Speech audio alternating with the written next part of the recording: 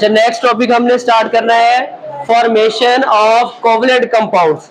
ऐसे कंपाउंड जिनके दरमियान कोवलेंट बॉन्ड होता है। और कोवलेंट बॉन्ड क्या था, ये हमने पिछले लेक्चर में पढ़ा था कि जब दो एटम के दरमियान केमिकल बॉन्ड इलेक्ट्रॉन शेयर करके बने, हिस्सा डाल के बने, उसे हम कोवलेंट बॉन्ड कहते थे। तो अब उन्हीं की हमने कुछ और मजीद एग्जांपल्स पढ़नी है।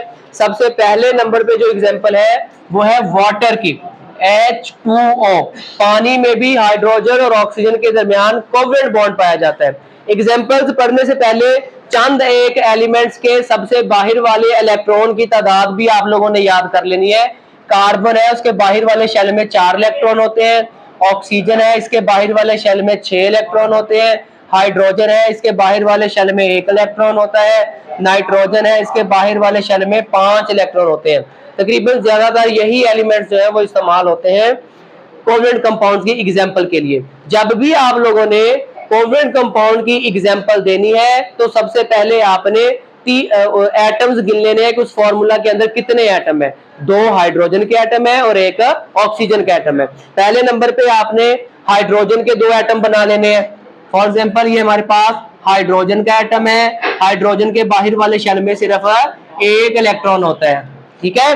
और दूसरे नंबर पे ये भी हमारे पास हाइड्रोजन का 1 एटम है, इसके भी बाहर वाले शेल में 1 इलेक्ट्रॉन होता है। तीसरे नंबर पे हमारे पास ऑक्सीजन है। ऑक्सीजन के बाहर वाले शेल में कितने इलेक्ट्रॉन होते हैं? 6 इलेक्ट्रॉन होते हैं। 1 2 3 4 5 एंड 6। अब जैसे आपने इन एटम्स की डायग्राम बना ली, बनाने के बाद आपने ये एज्यूम करना है, ये सोचना है कि ये अपने बाहर वाले शेल में 8 इलेक्ट्रॉन कैसे कर सकता है। और हाइड्रोजन तो करता ही डुप्लेट मुकम्मल है, 2 इलेक्ट्रॉन मुकम्मल करता है। हाइड्रोजन 2 इलेक्ट्रॉन कैसे मुकम्मल करेगा? अब देखो ऑक्सीजन के पास कितने इलेक्ट्रॉन है? 6। इसको 8 करने के लिए कितने चाहिए? 2। तो इसको कितने शेयर करने पड़ेंगे? 2 इलेक्ट्रॉन शेयर करने पड़ेंगे। जबकि हाइड्रोजन के पास तो है ही एक, दोनों ने 1 इलेक्ट्रॉन शेयर कर लेना है। ऑक्सीजन अपना 1 इलेक्ट्रॉन इस हाइड्रोजन के साथ और 1 इलेक्ट्रॉन इस हाइड्रोजन के साथ जब शेयर करेगा तो उनके दरमियान जो है वो एक कोवलेंट बॉन्ड जो है वो बन जाएगा। कैसे शेयर करेगा? ये हमने क्या किया, ऑक्सीजन जो है उसका एटम बना दिया। ऑक्सीजन का पहला इलेक्ट्रॉन जो है वो शेयर हो जाएगा हाइड्रोजन के 1 एटम के साथ। इसी तरह ऑक्सीजन का दूसरा इलेक्ट्रॉन शेयर हो जाएगा हाइड्रोजन के दूसरे हाइड्रोजन के इलेक्ट्रॉन के साथ। अब ऑक्सीजन के पास कितने इलेक्ट्रॉन बच गए? 4। वो 4 की 4 हम वैसे लिख देंगे 1 2 3 एंड 4। अब देखो सबका ऑक्टेट भी मुकम्मल हो गया और सबका जो है वो डुप्लेट भी मुकम्मल हो गया। ये दोनों इलेक्ट्रॉन इस हाइड्रोजन के भी गिने जाएंगे और इस ऑक्सीजन के भी गिने जाएंगे। ये भी दोनों इलेक्ट्रॉन इस हाइड्रोजन के भी गिने जाएंगे, इस ऑक्सीजन के भी गिने जाएंगे। पहले देखो अब ऑक्सीजन का ऑक्टेट मुकम्मल हुआ 1 2 3 4 5 6 7 8। इसी तरह हाइड्रोजन का देखो डुप्लेट मुकम्मल हुआ 1 2 इस हाइड्रोजन का भी डुप्लेट मुकम्मल हो गया। अब इसको हम सिंबल के जरिए भी जाहिर कर देते हैं। फॉर एग्जांपल यहां पे हम इसका बना लेते हैं कि एक ऑक्सीजन है। ऑक्सीजन ने अपने 2 इलेक्ट्रॉन किसके साथ शेयर किए थे? दोनों हाइड्रोजन के 1 इलेक्ट्रॉन के साथ, ठीक है।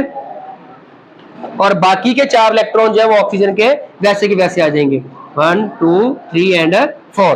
और ये भी हमने पढ़ा है कि जब एक बॉन्ड पेयर होगा, एक इलेक्ट्रॉन शेयर होगा एटम के दरमियान, उसको कितनी लाइनों से जाहिर करते हैं? सिंगल लाइन से जाहिर करते हैं। तो ये ऑक्सीजन का इस हाइड्रोजन के साथ सिंगल बॉन्ड, इस हाइड्रोजन के साथ सिंगल बॉन्ड, बाकी के 4 इलेक्ट्रॉन जो है वो ऑक्सीजन के वैसे जो है वो आपने लिख देंगे। समझ आ गई? अब उसके बाद दूसरा कंपाउंड है carbon dioxide, CO2। Carbon dioxide, यहां पे भी 3 एटम है, एक कार्बन है और 2 ऑक्सीजन है। पहले हम कार्बन का बना लेते हैं। कार्बन के बाहर वाले शेल में कितने इलेक्ट्रॉन है? 4 इलेक्ट्रॉन है। 1 2 3 एंड 4। इसी तरह ऑक्सीजन कितने हैं? 2। ये पहला ऑक्सीजन आ गया हमारे पास। ऑक्सीजन के बाहर वाले शेल में कितने इलेक्ट्रॉन है? 6। 1 2 3 एंड 4 5 6। इसी तरह दूसरा ऑक्सीजन, उस ऑक्सीजन के पास भी कितने इलेक्ट्रॉन होंगे? अपने 6 इलेक्ट्रॉन होंगे। 1 2 3 4 5 एंड 6। अब देखो इन्होंने भी अपना ऑक्टेट मुकम्मल करना है। ये कैसे अपना ऑक्टेट मुकम्मल करेंगे? अब देखो इसको 8 करने के लिए कितने शेयर करने पड़ेंगे? 2 इलेक्ट्रॉन शेयर करने पड़ेंगे। इसको भी 2 इलेक्ट्रॉन शेयर करने पड़ेंगे। जबकि कार्बन के पास कितने हैं? 4। इसको अपने चारों शेयर करने पड़ेंगे। ये 2 इलेक्ट्रॉन इस ऑक्सीजन के 2 इलेक्ट्रॉन के साथ शेयर हो जाएंगे और ये वाले 2 इलेक्ट्रॉन इस ऑक्सीजन के 2 इलेक्ट्रॉन के साथ शेयर हो जाएंगे। इस तरह इनके दरमियान जो है एक डबल कोवलेंट बॉन्ड बन जाएगा। दरमियान में हम कार्बन बनाते हैं, ये कार्बन आएगा दरमियान में, इसके 2 इलेक्ट्रॉन जो है वो पहली ऑक्सीजन के 2 इलेक्ट्रॉन के साथ शेयर हो जाएंगे। इसी तरह इस कार्बन के दूसरे 2 इलेक्ट्रॉन जो है वो ऑक्सीजन दूसरी ऑक्सीजन के 2 इलेक्ट्रॉन के साथ शेयर हो जाएंगे। अब हर ऑक्सीजन के कितने कितने इलेक्ट्रॉन बच गए? 4-4। वो 4-4 वैसे वैसे लिख देंगे, 1 2 3 एंड 4 1 2। नेक्स्ट हमने जो कंपाउंड देखना है वो है अमोनिया NH3। नाइट्रोजन के बाहर वाले शेल में कितने इलेक्ट्रॉन है? 5 इलेक्ट्रॉन है। और हर हाइड्रोजन के बाहर वाले शेल में कितने इलेक्ट्रॉन है? 1 इलेक्ट्रॉन है। अब इस नाइट्रोजन को अपने 8 इलेक्ट्रॉन करने के लिए कितने इलेक्ट्रॉन शेयर करने पड़ने हैं? 3 इलेक्ट्रॉन। हर हाइड्रोजन को अगर हम मिलाएं तो इनकी टोटल 3 इलेक्ट्रॉन बनते हैं। हर हाइड्रोजन अपना 1 इलेक्ट्रॉन नाइट्रोजन के 1 इलेक्ट्रॉन के साथ शेयर करेगा, तो नाइट्रोजन के 3 इलेक्ट्रॉन शेयर हो जाएंगे, जिसकी वजह से नाइट्रोजन का ऑक्टेट मुकम्मल हो जाएगा और हर हाइड्रोजन का डुप्लेट मुकम्मल हो जाएगा। इसे अगर हम देखें, दरमियान में हमने नाइट्रोजन का स्ट्रक्चर बना देना है। नाइट्रोजन का पहला इलेक्ट्रॉन शेयर हो जाएगा हाइड्रोजन के पहले इलेक्ट्रॉन के साथ, ठीक है। इसी तरह नाइट्रोजन का दूसरा इलेक्ट्रॉन शेयर हो जाएगा दूसरे हाइड्रोजन के इलेक्ट्रॉन के साथ। इसी तरह नाइट्रोजन का तीसरा इलेक्ट्रॉन शेयर हो जाएगा हाइड्रोजन के तीसरे इलेक्ट्रॉन के साथ। अब 3 नाइट्रोजन के इलेक्ट्रॉन जो है वो शेयर हो चुके हैं। नाइट्रोजन के कितने इलेक्ट्रॉन बचे हैं? 2। वो 2 इलेक्ट्रॉन जो है वो हम यहाँ पे वैसे के वैसे लिख देंगे। अब देखो सबका ऑक्टेट भी मुकम्मल हो गया और सबका जो है वो डुप्लेट भी मुकम्मल हो गया। इस नाइट्रोजन को अगर हम देखें 1 2 3 4 5 6 7 एंड 8। हर हाइड्रोजन को अगर हम देखें 1 2 1 2 1 एंड 2, हर हाइड्रोजन का डुप्लेट और हर नाइट्रोजन का ऑक्टेट रूल जो है वो मुकम्मल हो गया। इसको अगर हम सिंबल के जरिए अगर हम देखें तो दरमियान में क्या है? नाइट्रोजन। नाइट्रोजन का पहला इलेक्ट्रॉन, दूसरा इलेक्ट्रॉन, तीसरा इलेक्ट्रॉन हर हाइड्रोजन के साथ क्या हो जाएगा? शेयर हो जाएगा। ये दूसरी हाइड्रोजन और ये तीसरी हाइड्रोजन, और बाकी ये कितने इलेक्ट्रॉन बचे थे नाइट्रोजन के? 2। और हर यहाँ पे नाइट्रोजन और हाइड्रोजन के दरमियान एक एक इलेक्ट्रॉन शेयर हुआ है, तो नाइट्रोजन और हाइड्रोजन के दरमियान कौन सा बॉन्ड है? Single bond. Single bond hydrogen, single bond hydrogen, single bond hydrogen, और यहाँ पे नाइट्रोजन के पास कितने इलेक्ट्रॉन बचे हैं? 2 इलेक्ट्रॉन बचे हैं। समझ आ गई इसकी भी। अब उसके बाद एक और कंपाउंड है हमारे पास, हाइड्रोजन सायानाइड HCN। यहाँ पे हाइड्रोजन है, कार्बन है और नाइट्रोजन है। पहले हम हाइड्रोजन का बना लेते हैं एटम का स्ट्रक्चर। हाइड्रोजन के बाहर वाले शेल में 1 इलेक्ट्रॉन। दूसरे नंबर पे हमारे पास क्या है? कार्बन। कार्बन के बाहर वाले शेल में कितने इलेक्ट्रॉन होते हैं? 4। 1 2 3 एंड 4। तीसरे नंबर पे क्या है हमारे पास? है नाइट्रोजन है। नाइट्रोजन के बाहर वाले शेल में कितने इलेक्ट्रॉन होते हैं? 5 इलेक्ट्रॉन होते हैं। 1 2 3 4 एंड 5। अब देखो हर एक ने अपना ऑक्टेट और डुप्लेट रूल मुकम्मल करना है। किसी ने 2 इलेक्ट्रॉन मुकम्मल करने हैं और किसी ने 8 इलेक्ट्रॉन मुकम्मल करने हैं। यहाँ पे हाइड्रोजन ने 2, कार्बन ने 8 और नाइट्रोजन ने भी 8 इलेक्ट्रॉन मुकम्मल करने हैं शेयर करके। अब नाइट्रोजन के पास 5 है, इसको कितने शेयर करने पड़ने हैं? 3। जबकि कार्बन के पास कितने? 4। इसको कितने शेयर करने पड़ेंगे? 4 के 4 ही शेयर करने पड़ेंगे। फिर इसके पास 8 इलेक्ट्रॉन होंगे। जब इस हाइड्रोजन ने कितने करने हैं? 1। तो अब ये कार्बन, क्योंकि इस नाइट्रोजन ने 3 करने थे, ये कार्बन इस नाइट्रोजन के साथ 3 इलेक्ट्रॉन शेयर कर लेगा।